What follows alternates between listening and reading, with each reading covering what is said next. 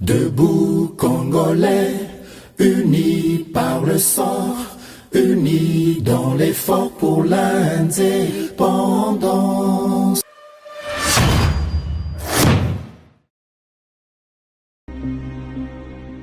Il n'est pas question ici de dialogue politique avec ce groupe. Je le dis et je tiens à le préciser, il n'en sera jamais question. Bonjour les bienvenus na GCAM Télévision, fidèles abonnés, chers internautes, Samba Olonga Zongeli Bino Lisusu na Pesibino, Matondo mingi pona boponi GCAM Télévision, merci mingi pona fidélité na bino pe confiance renouvelée na plateau des éclairés Oyo eza émission Debout Congolais. Sans plus tarder, vous avez été tradition nangai na katia émission Oyo et zalaka nangai ko rappeler na biso été justice yonzambe motomo côté aishapaka na contrôle nango. Salamabe, continue ko salamabe, mais yeba yango ke nyonso yo zali ko sala comme mabe ezaloko la semence yo zali ko semer. Tôt ou tard tu finiras par récolter les fruits de tes actes. Mukolo mabe ko yela yo ko tuna tendenge nini ezali oyo lonaka. Il n'est pas tard pour changer. Ko sala mabe na côté olobake non ngana za muto makasi. Soki biso to longi yote ezana muto aza supérieur azali kolona yo akokitisa yo na se. Soki pozo sala na ndenga ko bata mokanti biso to zomona yote ndeko liso nzambe eza ko mona yo. Tôt ou tard tu vas payer les prix de tes actes. Ezalaka sentence te, ezalaka nde rappel, ezalaka nde rappel ya conscience pour mutu nyonso ata la juge intérieur na ye. Il n'est pas tard pour changer. Yo moko tala balance oyeba. Côté nini oza penché, soko tondi mingi na mabe, okoki pe ko changer, ko se rattraper par rapport ya semence ya mabe oloni tango mulai. Actualité ezali dominé na boyambi ya tata mokonzi ekolo Félix Tshisekedi na mboka ya Chine. Kuna na Chine tomoni penda ke polémique eza makasi ba congolais baza surpris na accueil chaleureux oyo président Xi Jinping ya Chine a réservé na homologue na ye Félix Tshisekedi. Nous allons en parler dans cette émission. Tout le monde a ndenge président a passé ses jours na Chine. Qu'est-ce qu'il a dit à la communauté congolaise, dans la diaspora congolaise na Chine, makamuni na lobaki par rapport à l'actualité, ba marche à opposant, processus électoral, président de la République a zanga quitté, ko éclairer opinion à travers bande konabiso, la diaspora congolaise ou ezali na Chine. Mais ba question préoccupante vous allez ko se poser Samba Olonga kotana na muzindo. Chine, président Félix Tshisekedi accueilli na Chine. Est-ce que les Américains sont d'accord avec Mabiso était un grand projet wana po Chine nazana est prêt ya ko kende ensemble na Congo pour être un grand projet, une grande réalisation où erataki mikolo elekaki et salema cette fois-ci. Est-ce que les Américains partenaires stratégiques ya République démocratique du Congo, baza d'accord ya kotika Tshisekedi à kende vers Chine peut à réaliser avec la Chine des grands projets. C'est dans cette émission que nous allons tenter de vous apporter un éclairage. Boyeba marge à manœuvre ezali wapi par rapport ya singa oyo et kangi biso na kingo ya ba partenaire na biso très privilégié oyo bazali ba américain. Donc, partagez déjà, tikaka commentaire na yo, c'est toujours dans cette émission que nous allons aussi parler de cette affaire. Matata ponya kendaki lisusu na kenge. Lobby na mankaki bino boyebi que Samba Olonga rataki manifestation opposition ezalaki lobby oyo ba mekaki kokenda l'encontre ya oyo ba autorité urbaine balobaki pona likambo ya marche. Ba betanaki na ba policier sans gaz ni mort ni blessé. Tebi o elekaki kuna kasi mokolo ya lelo lokola Moïse Katumbi matata ponyo pe a s'improviser pona kokende ko sala conférence na kenge o ya lobi ki azai ko bongisa conférence pour sala na ba étudiant kuna pas d'accès na isiko ya bongisa ki pona ko sala conférence ya azali ko dénoncer a lobi ke gouverneur a ébissé que ba zu instruction pour être yé ameka kokota te na kikwit acha makolo na ye kuna te ezali vraiment malamute constitution mboka na biso ezali ko garantir liberté na moto nyonso a circuler librement na toute étendue ya République démocratique du Congo. baninga na yepe déjà basali ba tweet na bango ba peshi pe opinion na bango pona kotalisa ke régime dictatorial ya Félix Tshisekedi déjà ko lakisa ba limite nango. C'est quoi la stratégie de l'opposition? J'y reviendrai encore. Le roi to sala ki déjà banalise le kaki boyoka. Est-ce que l'opposition congolaise bazali pene ya kokende na ba élection to te? Phase ya suka to kosilisa nango ezali ba touti wana. Une affaire touti, ces informations que vous devez prendre avec beaucoup de pincettes parce que épée samaka. Ba touti moko oyo ba zwaki distance vis-à-vis à Paul Kagame bazali kopusa na pene à Félix Tshisekedi président de la République. Ba congolais bazali komituna mituna est-ce qu'ils allaient dangereux te pona tata mokonzi ya ekolo ko permettre est-ce que cet outil là oyo bazali bazalaki na Kagame hier baya ko se constituer un réseau pour babanda ko poussa na pene na ye. Est-ce que ce n'est pas dangereux pour les pouvoirs de Kinshasa, pour le président Félix Tshisekedi? Nous allons revenir avec ces révélations, ces informations reçues sur l'après Kagame qui pourrait se décider aussi à partir du Congo. Pour Kimia Ezala na Congo, il faut que les prochains gouvernements Oyekoya na Rwanda ezala ya batu oyo bazali na boyokani na Congo. Qu'est-ce qui se passe dans l'ombre? Est-ce que les États-Unis d'Amérique batiki réseau se constitue pour que les prochains dirigeants ya Rwanda bazala batu oyo bazali kokende kosolola lisolo malamu na gouvernement ya Kinshasa? Ce sont des révélations, je reviendrai pour na kobete la bino yango. Voilà tout pour les sommaires de l'actualité que nous allons aborder avec vous.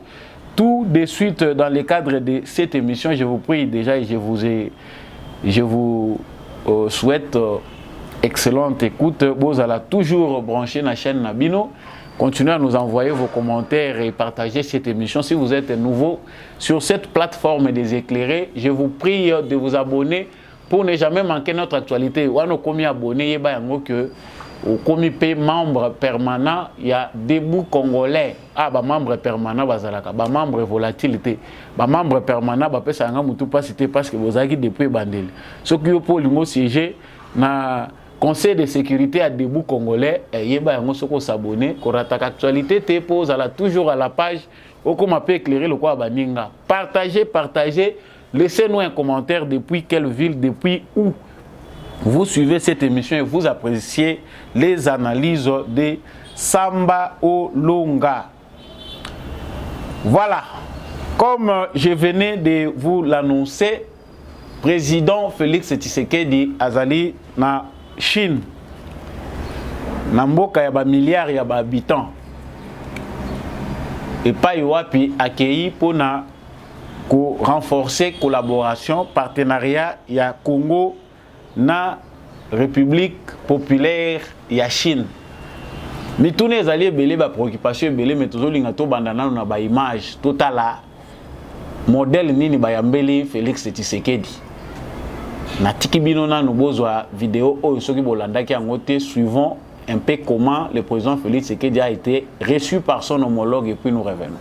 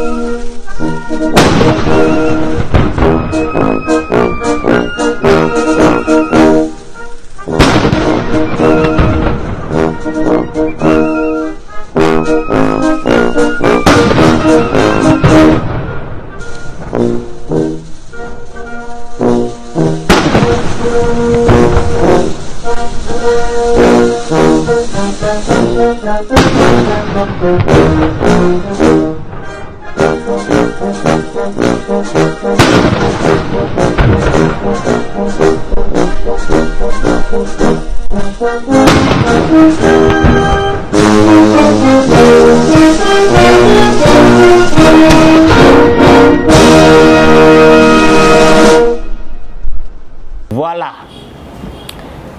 Tomoni biso moko honneur. Oyo président Félix Tshisekedi aza kozwa. Bato musu baza ko commenter balobi ata ba président musu pe bakendaka kuna bazwaka honneur ya modèle ote honneur oyo ezoko pesa bato musu mitema pasi. Bao baza na opposition bao baza kotala pouvoir na musika balobi mwana oyo mobali oyo akende kozwa ba honneur ya boye yende nani. Pouvoir epesa kazua soki eza tour na yo te ke na mutemo oyebi ke toute autorité vient d'aider okoyina kaka okochola pe okoyoka mutemo eza kovimba mais vraiment ba honneur oyo ya président Félix Tshisekedi eza mérité pour un dirigeant de qualité, un dirigeant qui fait parler de lui en Afrique et partout dans le monde. Comme moi Félix Tshisekedi eza cité parmi ba leaders oyo bazali ko susciter changement. Soki yo na Congo na kwena yo zo komona Tshisekedi comme un dirigeant faiblard, un dirigeant qui ne sait pas apporter les solutions aux problèmes que vous avez. Sachez qu'à travers le monde entier, les opinions sont favorables pour Félix Tshisekedi. En Europe, Asie, en Amérique, baza komona qualité moko ya leadership, mutu moko azali na énergie moko brute. Il y a qu'au propulser dans le changement. Le Congo n'est pas un pays facile à diriger. Wana ezali nango parenthèse pour na kosala nango moi commentaire. Mais tu ba été ba congolais baza ko mituna. Na kokota na mama ba actualité aussi ma. Félix Tshisekedi akendaki na États-Unis. Le pays de nos partenaires très privilégiés. Tout le monde a dit que c'est vrai, l'hymne national de la République démocratique du Congo est bêta qui pendant tant d'années. Mais le land wapi na ba américain. Le président entre aux États-Unis d'Amérique, les États-Unis d'Amérique, le président américain Vandi, l'uranium et l'Amérique, ils ont au Congo. Ma Fandi, il faut pas que nous écoutons le président Katimini, non, ce n'est pas officiel, les a privés. Les Américains, ce qu'ils peuvent nous produire, ils ont un discours. Nous sommes des partenariats. L'Amérique a donné 500 millions. Il y a Babache na batante. Pour na kokende wapi kokende kotiela batu batante balala galibanda babete la kambula pendant que vous êtes responsable de la guerre qui est inventée par Bino ezali conséquences logiques il y a politique au Bino bo instauraki na Grand Lac. Franchement, voir la manière dont la Chine tend la main à la République démocratique du Congo nous révolte par rapport à ces partenariats très privilégiés qui, pendant 5 ans, n'a pas convaincu le peuple congolais. Certes, ceux qui Félix Tshisekedi Azana Makambu Oye, il y a positif, très positif, par rapport il y a apport, il y a américain, Oyo Bazali, partenaire n'a pas privilégié, en tout cas c'est lui qui connaît. Mais l'ensemble des Congolais ne voient pas clair sur ce partenariat privilégié. Ma phrase ya liboso ya président Félix Tshisekedi eza kotalisa ce qui doit être dit makamunini oyo esengeli salima avec les Chinois. Le président Félix Tshisekedi dit compter sur ses relations pour en faire profiter à son pays. Wana maloba lobi devant le premier ministre chinois. L'entretien au Bazwaki Bangomi Balé, nous aurons dans les années qui viennent un partenariat à une amitié indéfectible et un partenariat dans lequel l'image de la Chine auprès de la population congolaise doit changer, précise un membre de la délégation, et pour cela il faut revoir le fameux contrat du siècle dit infrastructure contre minéraux, un nouvel accord que la partie congolaise aimerait avoir signé avant la fin de cette année. Voilà un peu pour ba idée ya makambo au président de la République akani ko sala na Chine ndenge nini collaboration ekoki ko salema. Nous verrons que en termes de partenariat na Chine ezali na ba conditions ebelete. Ezana mikakatano ebelete ya kokende kotala o gouvernance ya Congo eza ndenge nini. O na Congo bazo yiba mingi. Non. La Chine est un partenaire polyvalent parce que Chine azalaka na ye na ba conditions ebelete na ba préalable ebele. Les Occidentaux inventent des motifs, des mobiles, pendant qu'ils sont en train d'exploiter illicitement bazako yiba biloko na ba pays ya batu à travers ba multinationales na bango, na ba capitaliste na bango. Bazako poser bino tala ebele ya ba conditions pour na ko traiter na bino lorsqu'ils viennent dans vos pays par la voie officielle. Non, droit de l'homme, au climat des affaires, tout ça qu'on pose des conditions. Tala kabakata na ba conditions. Toutes ces conditions que posent les Américains et les Occidentaux en général, ils allaient dans un cas de nature, il y a kozala kocha batu sous tutelle. Mais les pays comme la Chine, bazali ko collaborer logiquement. Bazako kende esika nyonso oyo, bazali ko sengama. Pe bazali ko s'adapter na climat eza wana bazui par na bango batekeli bino bino so bakuti bino boza na mauvaise gouvernance bozali ko gérer malamu te. Il s'adapte à vos conditions. Chinois partout azo kende tozo mona ke azali na façon na ye ya ko s'adapter na makambo nyonso kasi ba américain te. Président de la République atali ici devant ba diaspora ndenge nini azali ko linga ko collaborer na ba chinois. Ça dit ba contrat ya kala o ezalaki signé toza lisusu ko changer ngo ba contrat wana ya kala ba accord ezwamaki ezalaki na ba entreprise mais ezalaki na gouvernement chinois te. Cette fois-ci ezala collaboration état tozo kende vers l'état chinois nde tokoyeba kozwa ba conditions et kozala ndenge mikolo eleka kite. Ça c'est l'argument du président de la République. Concernant l'élection, avant la Lobanati Kabinona Nubozo Pétan Boyoka, Makamo président de la République. C'est vrai que dans leur intervention, il y a eu des excès. Mais vous devez aussi comprendre que nous avons une police qui pendant 18 ans a été vidée de sa substance. On recrutait des jeunes gens qu'on habillait en uniforme sans formation, sans rien du tout, et qu'on envoyait comme ça au casse-pipe, comme on dit, pour faire des victimes, terroriser la population tout simplement. Nous avons donc hérité de ces gens que nous essayons maintenant de recadrer, de renforcer les capacités, etc.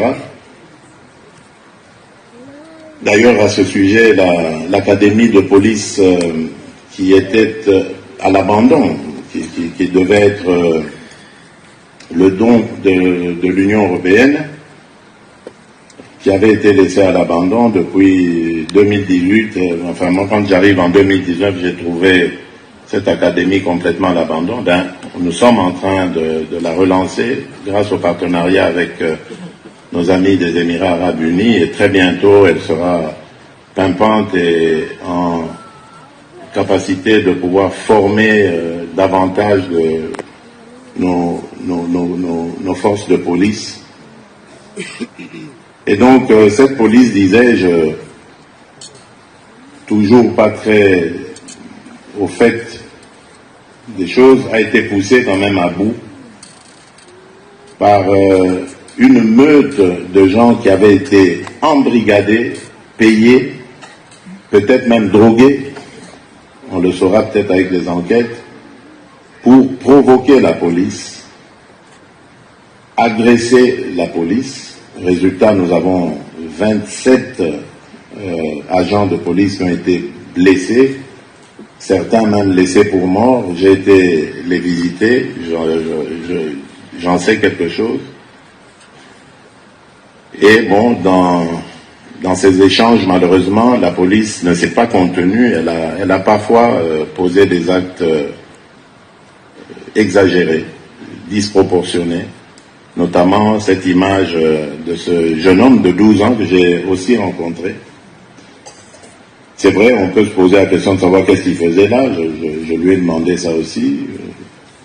À cet âge, pourquoi est-ce qu'il avait par devers lui des... Voilà. Le président parlait à la diaspora congolaise à s'expliquer par rapport à Makambo et Talipé police na biso na babavir nango.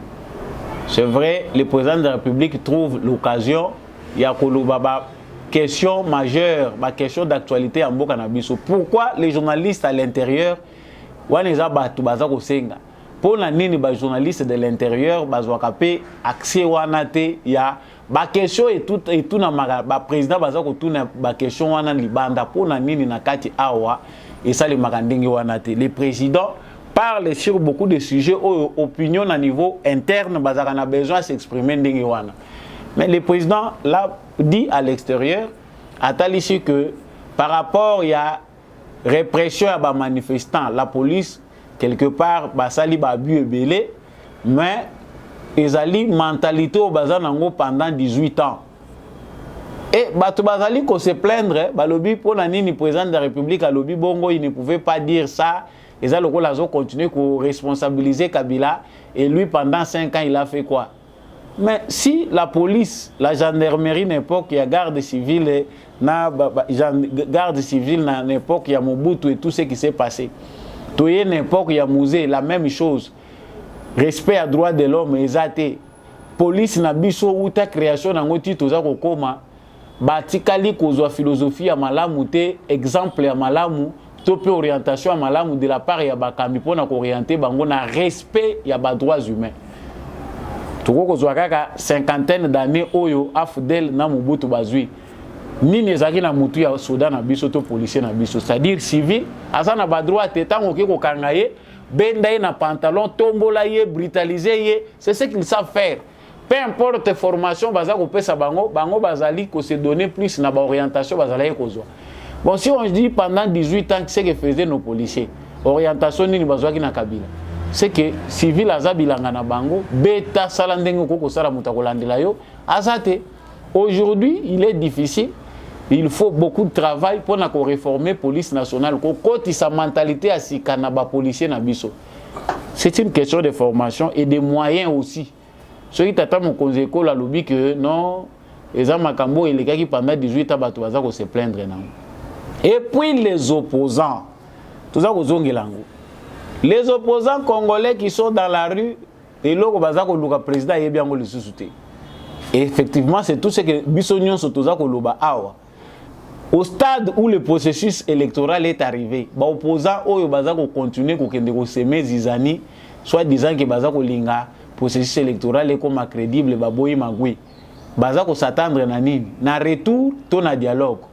Ils veulent soit un dialogue, soit la carte qu'ils jouent du chaos, où ils soit ça, ils vont provoquer des pouvoirs en place pour que Bamakamwe salima répression et salima bazwa moyen ko sala ba document oyo ba kotinda ba rapport na batu oyo baza ko soutenir bango. C'est bien clair que l'opposition congolaise ne s'attend pas aux élections. Le président l'a dit et confirmé makamutolo baka lobaka awa biso nyonso et des fois tozo malokola bato maboma poko lobango pe leki mingi. Bato bomonaki lobby bakeyi ko sakana. Heureusement que le gouvernement, le ministère de l'Intérieur, la police va comprendre où ils allaient soucis à Fayoulou, c'est Sangana Katumbi. Leurs soucis, généralement, ils allaient créer des dégâts. Vidéo et sali la une, ils allaient baluka. Si Balobi va s'attaquer, va s'en prendre dans la vidéo, normalement, Fayoulou doit sa place, c'est en prison. Tant que vous avez bamba policier mabanga, ils allaient bamba policier moko zoka, soka zoki pour y pas répliquer, batuba kufa. Bino Bozoa, raison. Bino Boko brandir, Bolo Batnon, voilà comment on a réprimé les manifestants. Quand on dit que ce sont des bandits, des gens comme ça s'étonnent pour le président utiliser le terme bandit. Tu sais que du coup, tu as bien plus que Trump. Batouba, il y a qui Trump na argumentaire, na façon à bandai kolobela. Mais c'est après, tant qu'on a le pouvoir, on va comprendre que Kazaki président moko sérieux, il disait les choses vraies. Félix Tshisekedi n'a pas tort de traiter ces gens-là de voyous. Leurs leaders sont des voyous. Les gens qui étaient dans la rue sont des voyous. Avec pour mission, créer le chaos, Batouba Koufa. balo batala ndenge police a checké des bomi bato. Mais cette fois-ci ils étaient liés basuka yika kana makambo ya ko discuter kana la police parce que devoir au bango bakozala nango d'habitude de banozala bazala ka face à la police ba discuter après ba se disperser parce que tout ce que nous retenons c'est que ils sont face à la police. Yazo luka expliquer ba policier, vous allez expliquer quoi, les policiers viennent na musala na bango ba yebi ki batindi bango aller arrêter des manifestants illégaux qui marchent en toute illégalité, ba permettre marcher te bango baza ko marcher, c'est que bazali côté le milambeko ya mboka. Alors allez les stopper. Yo ata expliquer ye. Qu'est-ce que lui va comprendre, il fait son travail de policier. Ça n'a rien à voir. Donc Fayulu basala qui marche de santé na bango, ndenge leka qui est le président s'en moque. Il sait que les opposants congolais bazana souci te ya kokende na ba élection. C'est tout ce qu'on peut noter. Parce que Moutakozo n'a pas pu faire bango azate. Mais bango bazako luka bajara ba déclaration ils ont ça l'Union européenne a dit ceci et tout ça. Donc j'ai pris là de manière il y a l'écolo makambo président solo lina diaspora congolaise concernant l'actualité en Mboka na biso makambo ya bana ba attaquer bana tout ça batu bazako luka ba ndenge ba luka kasili na moto ya moto libanzi on ne respecte pas les enfants on a tabassé les enfants. Cette police là c'est la police de Kabila. Ndé moto za ko sala biloko wana. Attendez voir quand on va réformer la police, on a de nouvelles unités de la police bien formées, il y a ces candidats tout ça comme on a besoin former FARDC comme ça on dira que police ya Félix Tshisekedi et sali makambo bazako sala bazako lubawana. On continue toujours dans le cadre il y a makambo président qui est au na Chine. Donc on note que l'accord oye et kozala signé kuna makambo Chine na Chine lobaki yango makambo ebele Chine a kosala na République démocratique du Congo eza makambo important. Mais ba résumé awa nouvelle ère ya coopération oyo Chine aza kosala na RDC signature de 4 mémorandums de coopération bilatérale. Souvenons-nous que la délégation précédente qui déjà le ministre bazalaki kuna ba travaux ici salami les présidents de la République vont vulgariser musala ou ba expert na bango ba ministre baza déjà sur place ou basi basalaki les 4 les alinini mémorandum 1 mémorandum d'entente sur l'investissement et l'exploitation écologique des ressources naturelles, mémorandum d'entente sur l'échange et la coopération en matière d'information, mémorandum d'entente sur la coopération dans le développement et l'économie numérique, mémorandum d'entente sur la promotion du développement d'une croissance verte, accord de coopération entre les deux chaînes nationales de télévision, la CGTN et la RTNC. On est à un cadre de coopération en matière de l'information. Les Chinois, bazali na offre moko eza valable et puis ils ont aussi un exercice belleté. Droits de l'homme, nous condamnons tout ceci, nous condamnons. Vous condamnez quoi? Vous qui avez inventé les droits, oyo babungi sibiso nango mutu na kati ya ba classe, état de droit, démocratie. Qu'est-ce qui se passe chez vous? Donc, le président Félix Tshisekedi est en face d'un partenaire que les Congolais souhaitent avoir. Si le contrat du siècle chinois est aujourd'hui peint de manière négative, c'est à cause du régime de Joseph Kabila. Sa mauvaise gouvernance a fait que et les entreprises chinoises qui étaient impliquées dans la collaboration, désormais le président Félix Tshisekedi veut créer un nouveau chemin à Zako-Igire, Vamoko Yasika. Oyo ezako sala ke coopération na Chine ezala bénéfique. Ba chinois bazako tonga tracteur ezelo côté pas ba chinois. Main d'œuvre pas ba chinois ezako coûteuse té. Kotonga 1 km pas ba chinois ezako coûter mingi té.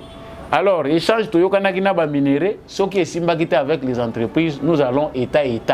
Bino bozo bénéficier, biso pe tozako bénéficier. Si koyo na yena oyo eza mutuya. Batu botuni ngai. Est-ce que bakotika ya sala? Voilà, j'entre dans le vif. Est-ce que bakotika yako sala asalango? Non. Je suis bref. Avana Fongola. Non, c'est la réponse clé. Les Occidentaux n'ont pas du tout les intentions ou l'intention de laisser le Congo aller vers la voie du développement. L'Occident dont on parle en général est pris en otage par la mafia des capitalistes, des multinationales. Oyo bazali côté les guidés politiques yabamboka na bango. Quand on parle politique aux États-Unis, politique en France, politique partout, les prédateurs bazali à la base ya prédation à ba nation na biso, on voit des multinationales bangwana nde ba décideurs. C'est-à-dire bazali komo na Chine lokola adversaire na bango ayeli bango makambo oyo ezali ko handicapé to pe ezali ko sala entrave na ba intérêt na bango. Tshisekedi en Chine, ce n'est pas vu d'un bon œil na ba chancellerie occidentale ezali awa na ba pays occidentaux généralement. Vous verrez que Félix Tshisekedi azali na avion azoko matalelo pour akende Chine ko komanza ko koma na Chine entretien avec secrétaire d'État américain. Onini abengi pona makambo etali makambo ya préoccupation bazanango par rapport ya ba mort à l'est du Congo na makambo ya droit ya ba congolais à manifester. C'est que banda makambo esalemaki awa ti Kagame aza ko santete ti ba congolais baza ko kufa ti to kufeli bato bela wandaye awa na makambo ya ba inondation ezaki créé na ba pluie diluvienne et créé ba mort rebelle. C'est que la seule fois oyo secrétaire d'État américain a trouvé pour abenga Tshisekedi Félix président de la République basolanaye, c'est tant amoni azako kende Chine nde a trouvé maintenant que c'est important qu'il y a bien Félix Tshisekedi. Bande kotoko samate. Les matières qu'on nous présente à la presse par rapport à oyo bango ba bengela kiye, ça n'a rien à voir avec ce qui se passe au fond. Au fond, les États-Unis d'Amérique, l'Europe, ils craignent les rapprochements du Congo vers la Chine. Joseph Kabila, pour ne parler que de lui, tant wakendaki vers les Chinois, c'est à des places qui va signer départ ya Kabila. Des places occidentaux ba moni que maintenant muto yaza sous d'accord na bisoté. Il faut Kabila o toza ko lobela awa to ko lobaka en termes négatifs té. Kabila qui a été placé certainement à la tête du Congo pour na ko détruire le Congo a vu juste que responsabilité nyonso ya makambo ezo leka na Congo et kozalande na mutu nanga. Misu ya Kabila komi ko fonga mamoni ke ngai nde kombo na ngeza kotanga ma partout ba kotanga bato na kena okuta na bango na molili te ba pesa kanga injonction. Il a été tenté d'aller vers la Chine, même si il est allé de la mauvaise façon, même si se rapprocher de la Chine ne sali que ba s'enrichir les sous koleka ba landela les sous kutukuna à travers les entreprises ba institutionnaliser détournement to pe pillage ya ba finance ya république. Ça a été élément clé oyo et signé qui peut départ na ye balobia obakisi biso mais Kabila moni ke ba promesse nyonso ba européen et sali elo côté azeli ba américain et sali elo côté muto asungi ete. C'est comme ça que Kabila pour aya ko flatter ba congolais, pour aya ko aveugler ba congolais à ce point-là qu'il y a qui auprès à entreprise chinoise. N'étant pas sérieux, il n'a pas trouvé les moyens parce que Kabila n'avait pas de parole. Il n'y avait pas moyen pour lui d'aller vers un état. Vision exacte à kendaki na vers ba entreprise, à que Chine masuki na ba entreprise. Kabila Mouzé mêmement son rapprochement vers la Chine, atali a lobité batoyo bazali kolo. Baza pe simple baza na bango na ba condition ebelete et memela ka yepe makambo. Na lobaki yango na ba émission legaki que Félix Tshisekedi qui va en Chine ezali terrain moko zone rouge par rapport à politique occidentale. Bango ba collaborer na mutu bazo ko tambola na ye mais baza ko fixer les zone rouge baza na ba point o ba tshelo ba lobi awa ko katisa te awa ko simba te awa ko lobate. Donc boza ko collaborer na bino boza ko oser na yo mais bisika o ezali oser pour na bango baza ko mono ndire o signer arrêt de mort.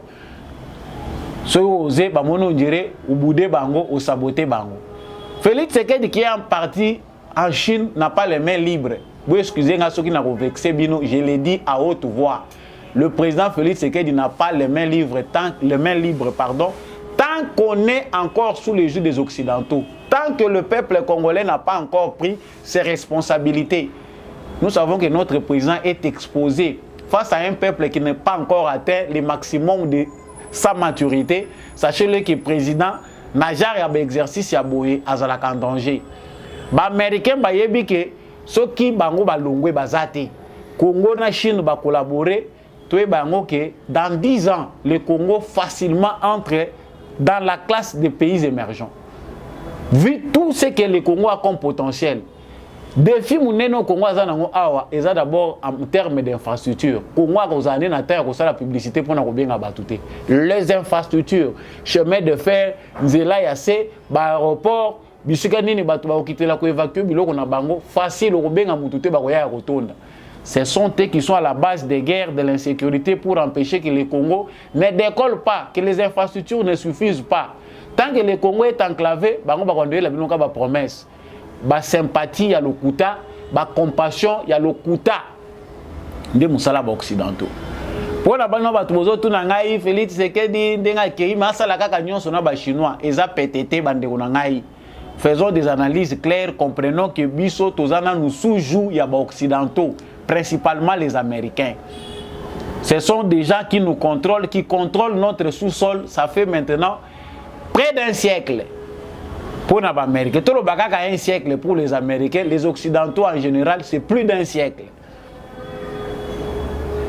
Si ba koti na Congo, ba yebi bisika nyonso bango batimbola ka mabulu. Donc, le fait de Félix Tshisekedi d'aller vers la Chine, eza ko koti sa zuwa, eza payé une façon stratégique ya ko lakisa bango que en tout cas on est prêt. Ceux qui bino boza prêté à réaliser ma promesse na bino boza ko continuer ko tarder. Sachez-le qu'on peut aller dans l'autre sens. Félix Tshisekedi prend des risques. J'appelle ça risque parce que aujourd'hui, pour que Félix Tshisekedi signe des contrats où ils ont coûté des milliards na Chine, ils allaient peut-être que l'Amérique a dit mayango. Au Congo, il y a tout. Chaque jour, on découvre de nouveaux minéraux dans le Congo. Chaque fois qu'il y a de nouvelles inventions, les minéraux à Sikeza au Congo. C'est un terrain, c'est le théâtre d'un combat de puissance. Chine azali, Russie azali, Europe azali, États-Unis et azali, bitumba na bango. Quant à nous d'être responsables de savoir ce que nous devons adopter comme attitude pour s'en sortir. Mboka oyo pour bisoto profiter na ba richesse nango, il faut adopter un raisonnement stratégique. Tous à la responsable, gérer. Gérer, ça ne fait pas partie de ce que les Congolais aujourd'hui. Les Congolais sont les plus mal cotés en termes de gestion. Défi où il faut qu'on cote sa banda maternelle, ou ta moi naza ko bota mana biberon, besoin qu'on prendre une gestion. C'est ça le plus grand défi des Congolais. Gérer chez les Congolais veut dire vanda awa zo par na yo tondi salibumu. Ata yé na ba théorie ndenge nini tango aza ko koma wana akomi ko raisonner poche na yebana na ye. O soki lelo na longwe awa ba ko finga nga zo ba ozalaka ministre osalaka nini. Voilà comment on réfléchit. Tant qu'on réfléchit de cette façon, sachant que ba étranger ba sakana na biso. Donc, le président Félix Tshisekedi en Chine, plusieurs accords de partenariat, RTNC, image et échographie, tout ça à travers ces partenariats, la technologie chinoise et secourir biso, to yebite soki ba papa na biso basi ba nuni na RTNC ba ko fongola mutema pour que RTNC bonga. Parce que c'est bien comme ça, faire des partenariats comme ça, on peut reconstruire notre chaîne nationale. Ba chinois baza très collé na culture na bango. C'est parmi les pays où baza ko résister en termes culturels face à l'hégémonie occidentale. Biso nyonso culturel tout suite au perda. Peut-être avec les Chinois, nous pouvons comprendre qu'il faut plutôt valoriser la culture na biso, il faut tout valoriser au bilier na biso, il faut tout valoriser moi bilamba na biso, moi rafia na biso, moi batushi na biso. Peut-être avec ça, mais bon fongola kamitema. Parce que bakoya na ba projet a boye baye nango bien, ba lobi RTNC a coopération en termes d'échange, en termes d'information. Le monde d'aujourd'hui est comme une numérique. Technologie chinoise est très avancée. Ceux qui ba aider biso à former ba professionnels. Est-ce que ba papa ya to za ko senga. Bo futa ba papa na ba bongo na bango ba o ba si ba koli. Éviter d'embaucher les gens à la RTNC pour RTNC comme le la clan moko boya ba famille. Mutu azane na vocation ko la journaliste était papa cop à côté kuna bazo ko luka chaîne nationale a innové aujourd'hui tous à l'ère du numérique oyo nyonso comme sophistiqué soki yo za mutu ba série 4 série 5 ozo ko mata il faut obanda ko sa chance savoir être leader c'est savoir aussi se faire remplacer ko préparer père élève c'est ça aussi être leader. Leader exacté que aux alatang yo ko kufa mutu azala ko remplacer yo azalate ou comme indispensable. Non. Nous avons beaucoup à faire, chers compatriotes. Aller vers la Chine, c'est une réussite. C'est un message que le président veut donner na bato bazako zelisa kayi. L'Amérique de Biden est un frein pour le développement du Congo. Tika tolo bango a haute voix. Soki lance voix ezalaki na lingaki na cha pour na ganga makasi. L'Amérique de Biden a freiné beaucoup de projets. Tout si tu es que les Américains, na bangote, na Américain, mais les Américains sont au Congo, vous prenez tout. Vous voulez quoi? Sécurité, en termes de sécurité, votre invention du soutien de l'Empire Imatouti et déstabiliser la région à Grand Lac Mobimba. Si aujourd'hui on parle de terrorisme à l'est de la République démocratique du Congo, dans certains pays de l'Afrique centrale, l'Amérique et l'Europe sont responsables. Bangonde ba inventaire ya terrorisme wana. À cause ya ba guérilla, ba créer qui na ba différents pays pour na copier ka ba ressources naturelles. Aujourd'hui, ils viennent en sécurité. Ils viennent aujourd'hui pour proposer des solutions. Appliquer ces solutions-là, babandi ko sala biso banyoka nyoka to banda ko zelaka ti wapi. Chers frères congolais, la révolution est là. Ceux qui attendent que Félix Tshisekedi Babo Maye Poto Ndi Makazaki président Malamu, vous vous trompez. C'est le temps d'être debout. Le changement que nous voulons, nous devons l'arracher. Président Kota Molela Bamboka Nyons, ako osala nyons azo, mais soka azana peuple moko azamu, peuple moko azo comprendre ba jeter, ba risque ezaka ndenge moko na ya Musée Laurent Désiré Kabila. Lui la démarche n'a pas été bonne. Parce que sagesse est à la guité. Mais tu sais que Aza réservé. Il change de stratégie. Aza comme Mabango comme Sabango Nasuka. Donc, pour chuter par rapport à cette parenthèse, ces points que j'avais abordés, que nous pouvons aujourd'hui, grâce à ce qui se passe entre l'Ukraine et la Russie, attention tourner na Bango Kuna, nous imposer aussi notre marge de manœuvre pour permettre que tout décolle. Programme au président Zanango à 145 territoires. Ceux qui États-Unis, bazalaki mutema malamu. Ceux qui administration à Biden, bazalaki te nakati ya boloko ya clan Clinton. Mais les héros toza musika avec la volonté qu'a le président Félix Tshisekedi. Les moyens internes, la mobilisation des recettes, l'économie à Congo est en maboko pour la plupart ya bapaya. Le temps de se ressaisir, reprendre le contrôle de notre économie, reprendre le contrôle de nos mines. Les mines na biso ezana maboko ya ba sociétaires chinois, canadiens, américains, union so batik bateka teka. Ozoluka miracle ngo yebite ke répondra peine à ba principe. Même les miracles oyekte batiela ngo principe balobi à ceux qui auront cru. Bao ba kondima nde ba komona ngo, ce sont des principes. Soyozo c'est la miracle au kangi maboko oyebi par na yote. Vraiment, j'ai été long et large pour na makambo Italie ba offre makambo ezako leka entre Chine, États-Unis, République démocratique du Congo. Les Américains ne sont pas sérieux, nazako beta maboko, nazako loba makasi na insister. Chers frères congolais qui vivez aux États-Unis d'Amérique, il est temps pour vous de vous mobiliser. Botika kotanga bakomba batuti pamba pamba tuti barwandais. Organisez-vous, aimez-vous les uns les autres, soyez disciplinés. Pourquoi les organisations des Congolais ils ont aucune musikate? Association ni ya ba Canadiens za ko kabona, ya ba Congolais na Canada za ko kabona. Je suis informé. Les organisations des Congolais ne vont pas loin parce qu'ils n'ont pas l'amour entre eux. C'est les égos qui bongai oyo ba journaliste bazako soki ba musicien ba yemba ka wali kamba ko bongai eleki na biso ba Congolais. Travail d'ensemble les athées, to sangana to kende liboso, les Congolais aiment les individualités. Na bonganga na za la chef ba benga nga président. Ngande na za nango ebele po ba mukala balanda nga na sima. Yango toza ko kufa, bovandi ba ne belé na bamboka poto, ta bazako lo ba Chine nao.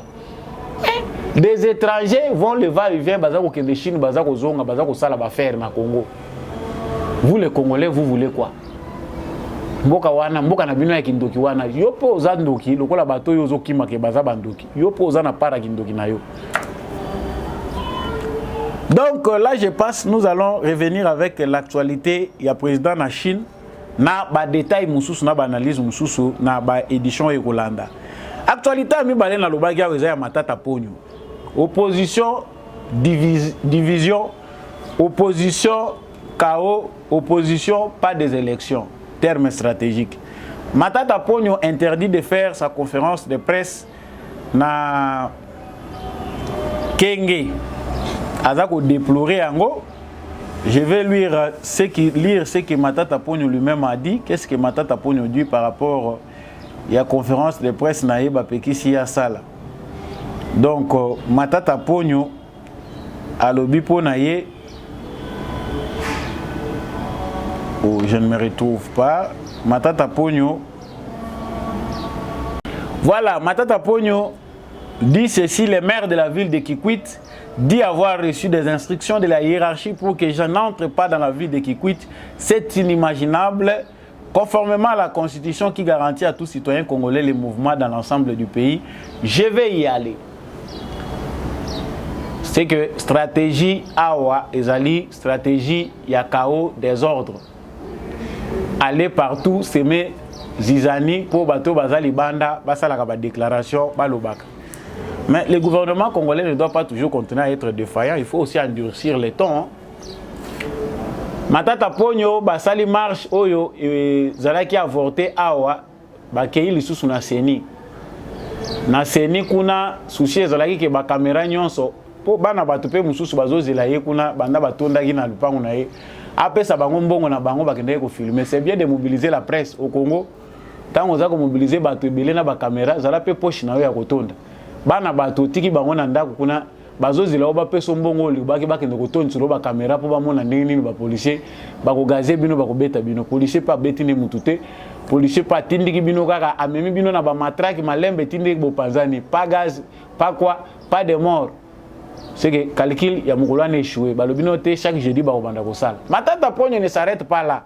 Le la Katumbi a fait l'actualité que interdire Ngaïna Kota na Congo central, lui aussi va de l'autre côté. Sans autorisation ni quoi. Alinga ke ndoko banda ba manifestation kuna nini o conférence prévue à Kenge. Akuti kuna bache kumba ya munene. Na esiko ya bongiso wa la conférence. Franchement, ba jeune congolais, ils appellent à la violence. Souffrez-vous d'amnésie pour suivre quelqu'un? Mbongo ye Matata Ponyo asakani nango vila Kenge koko za l'éclairer babakisi na banzela likolo. Mais il va là-bas pour se moquer. Dans la conférence, il va dire quoi? Peuple oyo batungula ye révolution ou bien babete se règle. Oh peuple la modèle nini oyo batu bako continuer kozala basenzi jusqu'à quand? Merci na bandeko bazaki na Bakongo parce que eux au moins ils ont compris que toko ndimate muto ya kosakana kana biso to vanda kia na Bakongo ngo bosalaki nini na Congo central. Qu'est-ce qui a été fait? Moïse Katumbi ya koya po ya koyebisa biso nini? C'est ce qu'on attend, que les Congolais qui ne souffrent pas d'amnésie comprennent que cette opposition va partout pour créer la division. Katumbi a déjà créé une milice, c'est prévisible. Comment quelqu'un qui est un politicien, comment Mouto Aza censé représenter le peuple congolais a connu l'opposition à la bourgeoisie, 50 hommes payés, agents de sécurité, maître, balatisi bango bakepi na banane. Ça c'est un banditisme en organisation baza ko créer ango déjà. Qui na bango ba maître partout aza ko tambola na bango aza ba maître pour dire quoi noter ba agents na sécurité. Quelqu'un qui n'a pas confiance aux Congolais, même en termes de sécurité, aza ko senga kozwa sécurité libanda ya mboka pour ba sécuriser ngai. Ba agents de sécurité, ba Motorola ndia ko diriger Congo malamu. L'opposition congolaise, comme nous l'avons déjà si bien dit dans les émissions précédentes, prépare son jeu. Boye bango ke bango baza ko luka ko justifier mike ou baza ko zo à l'extérieur. Pour bazala nesika il faut ba créer ba chaos, ba dégâts. O nyonso bango ba ko créer wana e ko za la médiatiser. Soki ba simbi bango eza lokola mwana moko aza ko tumbola bazo tinda mwana moko kende ko tumbola poso tumboli biso to kokota. Il y a une mafia au sein de la communauté internationale qui instrumentalise certains Congolais. Et ces Congolais qui sont instrumentalisés, c'est pour freiner notre élan. Le Gola Tshisekedi a paraître incontournable. Il n'a pas de concurrent valable. Il faut tout créer la faute. Alors, Bino Bozaba missionnaire autotindi pour créer la faute. Ce que a fait Fayoulou, ce qu'ils font chaque jour, c'est déjà prévisible. Yo mutozo comprendre que objectif na bango eza ba beta masasi na nzoto bato ba kufa ba médiatiser ba koma mikanda ba loba voilà ce régime n'est pas prêt à sécuriser le peuple congolais. Ils ne veulent pas des élections. Tu sais qu'il n'y a pas ça lobby élection ezali na délai oyo eza prévu. Oyo baza prêt pour na élection yangwana. Nous avons dit bino batu bokozela boye bango ke bakokende partout. Même na bandroit o bayebi ke baza population aza hostile na bango. Il y a des endroits où bango bayebi ke population aza hostile, population akokoya bakokende kuna te, mais ils vont aller là-bas pour créer des chaos. Bakosomba ba jeunes gens pour bakende kuna batu ba beta na ba pata na machette o noté quand elle bazaye ko yokana te parce que quand o bazaye ko menacer batu balingi bakende ko yamba katumbi. Jeunes frères congolais, jeunes gens, population congolaise, bozala éveillé, bofongola misu, bofongola matoi. Partout en République démocratique du Congo, opposition azali na main noire na yekuna. Yango président PLOB, ndenge toza koloba wa, makambo eza koleka na kwa mutu, le Rwanda est dedans. Certains Congolais bayebi makambo baza kosala kuna. Soki président lobi bongo noté aza kolinga ko décrédibiliser Rwanda. Avant nasilisa pour nakota na makamusu ezali awa na pesi chapitre moko eza parenthèse la Chanel 200 millions de dollars mis en disposition par la China Bank of Construction pour la réhabilitation du groupe G24 et G26 de la centrale Inga 2. Wana mbongo eza ko uta na Chine na banque chinoise pour na makambo etali réhabilitation ya ba tribune ba groupe oyo ya Inga eza ya kokangama. Donc il peut permettre que ba poche noire rebelle ya Kinshasa efungwama. Ba projet ezalaka bien boye. Zoza ko yoka mwezo lobama. Mais des moyens de résistance soit za ko freiner développement loko la vandi na kati ya ba entreprise publique et ko koma kuna e bandi banyoka. Tokomi ko luka 200 millions, tokomi ko luka projet ngo ekiwa pe moni limwe po bandoki baza na kati balingi teke et là. Parce qu'il y a des gens qui vivent baza ko sepela na mulili o ba congolais baza ko vivre. Vous pouvez imaginer. Ezalaika parenthèse na fongola bino po bino pe bo fongola misu. To éviter snel énergie ya sikaso ke ko permettre bango ba kindeti wapi. Naza ko suki sawa na affaire ya batuti. Plus les jours passent, plus nous comprenons d'autres réalités. Ezali na batuti oyo bazali kolinga ko s'approcher pembeni ya tata mokonzi ekolo.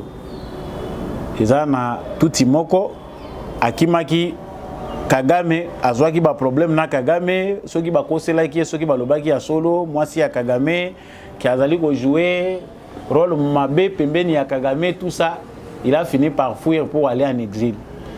Il a aussi longtemps été proche ya Kagame. Ezali pe na batuti mususu oyo baza pe libanda baza ko sauter premier na organisation na bango pona koya pene ya président Félix Tshisekedi.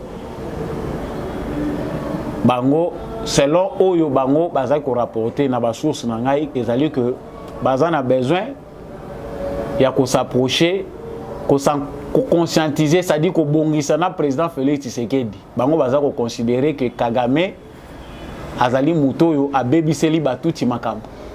Azali mutu oyo asala que batuti bazala très mal vie même temps où ya kokende. Yango baza ko s'approcher pembeni ya président Félix Tshisekedi pour na kobongisa et puis kota l'avenir. De l'autre côté, on dit que l'après Kagame est en train de se dessiner. Ma discussion est aux États-Unis d'Amérique entre Batu Oyo, États-Unis déjà sélectionné en remplacement à Paul Kagame. Parce que Mindele Balingaka kozala na retard, te baza déjà ko sondé pe ko préparer à travers ba service na bango ba opposant à Kagame oyo ba ko ya après parce que c'est prévisible que régime ya Kagame est finissant. Il n'y a pas de raison même si baza ko continuer ko s'entêter même si ils ont tournure inattendue, il n'y a pas de raison que Kagame a le soutien à la communauté internationale où il y a des Américains dans le stade où makambo ekomi. Yango basangisa ki bautu baza pena batuti baza ko luka ndenge nini ba komemela makambo. Selon ces sources-là, on dit que Batu Oyo, image à Moutouana Bozako Mona, a Koutanana, président de la République, Batu. Pour ceux qui font les analyses, le président Asala Keba, tout mon côté, à trahir Kagame, à Kabonana Kagame, Batouana, Bazaloko la branche Moko, espionne. Il y a Paul Kagame, Bazako Sala Loko la Bakimiye, se détacher naye pour chercher à aller infiltrer de l'autre côté pour continuer à servir. Ce qui peut être aussi vrai que Batu Yandenge Wana Bakoko Zalape Batu Baye en espionnage, prétendant qu'il est opposant. Mais qu'est-ce qu'ils vont espionner chez Félix Tshisekedi? Est-ce que Félix Tshisekedi sera-t-il si naïf à se confier à 100% à Batu parce que Bazako n'était pas Kagame et puis Bazako s'est donné pas naïf? On ne pense pas. Félix Tshisekedi est-il un enfant? Ayebi Batu Tite? Je pense que Mituno Bozako Mituna pona Batu Basi Bayoga qui est loko les Ali Makamboyo et Sengeli Toyeba. Président de la République, Azali, ma disposition naie, n'a pas moyen en termes de renseignement, ils ont permettre qu'il a sondé pour avoir des informations. Azali, la disposition naie, n'a pas conseillé, n'a pas stratégie. Mais néanmoins, à peut qu'on s'est trompé. Vous avez votre raison. Donc, Batouti, ce qui est aussi vrai, que ce soit le Tutsi du Congo, que ce soit Baoba Zakuna, ils ont Baoba Moni déjà danger Zakoya. Pour l'ère à venir, Bazako envisager aller dans plusieurs sens pour voir comment ils peuvent s'organiser. Pour te perdre, n'y sauter, il faut tous à la peine à Batuna Biso, Oyo, Baza proche, en cas où il y a bouleversement. Parce qu'il se peut que, comme à l'époque de Mobutu, l'entrée à Bakagame, les plans à Bakagame pour Kagame Ayati, Nandenge Babundishi Mobutu. Kagame est passé par Mobutu. Ayaki Awazako s'incliner, Wana Zana Lokola Kombo. Ayeko leke pas Mobutu, à s'incliner, Ndenge Bangonyonso, les Museveni, les autres, ils sont passés. Parce que décision en Afrique centrale, et Bandeko Zoma parti à Congo. Il se peut que, selon les républicains, Tshisekedi Azala décideur en Afrique centrale, Mutoyo, interlocuteur na bango, Mutuna bango, Oyo, Soki, changement lingé s'opérer, baza pe kolekela na canal na ye. Baza ko faire valider nango. C'était ça la place du Congo. Alors, on attend, malgré que leadership wane ezali convoité entre Kagame qu'il a trouvé, Museveni na Kenya. Mais bazali na potentialité ya ko wele la leadership wana na Congo. Félix Tshisekedi eloko ezali ko nuire na ye muke ezali parce que c'est un homme très honnête. Azali muto aza intègre, ça différencie tout. Bato yo bazali ko défendre ba intérêt mafieux na secrétariat d'État américain, ba ko bundisa muto ndenge wana parce que azo kende libanda ya ba logique ya ba intérêt mususu mike bango balanda. Mais le Congo est en train d'aller petit à petit pour récupérer sa place. Au Nazako Lubawana, dans les jours qui viennent, vous verrez que ça sera ça. Donc, Kagame, son départ se planifie, peu importe son entêtement, peu importe l'état que ça prend, bateau et commandement, ils ont dans la République démocratique du Congo. Mais, Batouti, monsieur le président de la République, Batouti, il faut toujours qu'on soit bango avec ma pincette, bango avec ma pincette, être toujours prudent, les surveiller de près. Voilà tout pour actualité Oyo. Naboyi koloba biloko mususu Oyo ezana nous en étude. Tozonge la wana mikolo ezali koya pona plus d'éclairage, plus de profondeur. Napesi bino matondo mingi ndenge bolandaki Samba Olonga na émission na bino bolingaka ya ba éclairer des beaux Congolais. Bendele ezala toujours likolo na défense pe ya ba valeur. So oza Congolais ya malongo koyeba ki oza na quelque chose à se reprocher, bazo finga biso toza indigne. To changer pe mentalité na biso ko sala ke mboka na biso kende liboso. Matondo mingi na ndekombi à chaque wazaki na sima ya caméra oyo poete émission oyo ekomela bino. Merci mingi na apôtre Gérard KBAP, Maman Thérèse. Je remercie également Jean-Louis Timbalanga, l'homme de la vérité des urnes, Maman Bilonda, qui partage beaucoup l'émission des Bou Congolais. Bato Nyon Sobolinga, émission des Bou Congolais, monsieur le maire adjoint en France, Boniface Mpunga, et tous ceux qui partagent cette émission boza ebele na tomboli maboko toza ensemble botika ba commentaire Samba Olonga za toujours na bino merci pour na bino bato bozo continuer ko commenter toza ensemble ngai na bino to monani na prochaine émission.